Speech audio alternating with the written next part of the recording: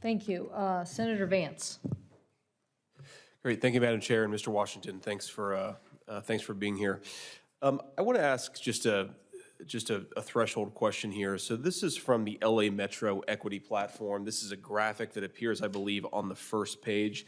And I understand this is something, the equity platform, you've supported over and over again in some of your public comments. I'd love for you to explain what this means. Well, thank you for the question, Senator. Yes, we advocated and supported equity in a big way at LA Metro and every organization that I have been a part of. I think it's crucial for us to understand diversity, equity, and inclusion. And so what you're looking at is equity with everyone on a level playing field, if you will. And that is what we espoused at every organization that I've been in, especially LA Metro. And what do these boxes represent, I guess? I mean, they're, equality here, they have different sized boxes, and then here, there are different boxes here. I'm just curious what this is supposed to mean. Yeah.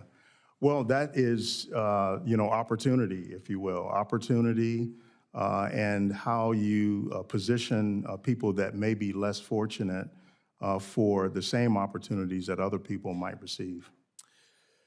Okay, I got to say, Mr. Washington, I appreciate the attempt at an explanation there, but I don't fully understand why equality and equity are different. I would assume that equality of opportunity is something that we all believe in and agree with. Mm-hmm. I worry just in some of your public comments and some of the things that you've said, you tend to take this focus of explicitly saying that color blindness, of looking at people without regards to skin color, is somehow in and of itself discriminatory.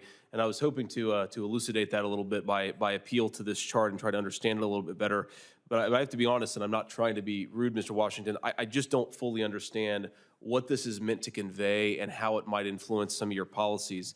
In an effort to kind of drill down to that, I just want to ask just a few questions here, because the aviation industry is maybe the single industry where aptitude and where safety matter more than almost anything else. I mean, I can't imagine even going under the knife. I'd probably choose having a safe pilot as more important than even going under the knife for a surgery.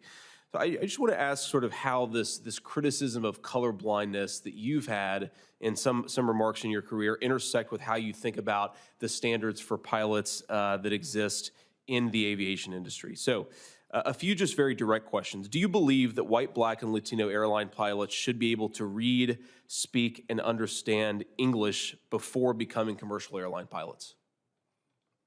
Yes, I do. Great, thank you. Do you believe white, black, and Latino airline pilots should have to hold the commercial pilot certificate and an instrument rating as they currently have to do? Yes, I do. Great.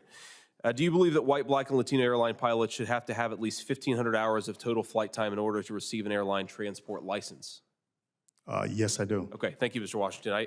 I appreciate that, and here's the reason why I ask those questions, because there is an inconsistency between some of the diversity, equity, and inclusion rhetoric on the one hand, and the fact that we should hold everybody to equal standards no matter what. I have 3 young children, a 5-year-old, a 3-year-old, and a 1-year-old. A couple of their grandparents live in San Diego, California, so they're on a flight a couple times a year at least. I'm actually totally supportive of what you might call a Rooney Rule here. I absolutely believe that if we take, black citizens or white citizens or anybody who hasn't had the same opportunities as everybody else, it's great to make that extra effort to ensure that they have the opportunity to become commercial airline pilots or federal administrators or whatever the case may be. What I worry about is that some of our aviation industry, some of the experts and some of the ideas centered around diversity, equity, and inclusion seem to take the idea that we should relax standards in an effort to promote certain groups of certain racial or gender categories. And I just think that's a terrible, terrible way to run an airline industry. I don't really care whether the pilot that I have, what their gender is, what their skin color is. I just care about whether they can do the job. And I hope that you're committed to the same exact attitude, because if we don't have safe airline pilots and if we relax the standards in an effort to get pilots of a certain skin color or a certain gender, it's going to be disastrous, quite literally. Thank you.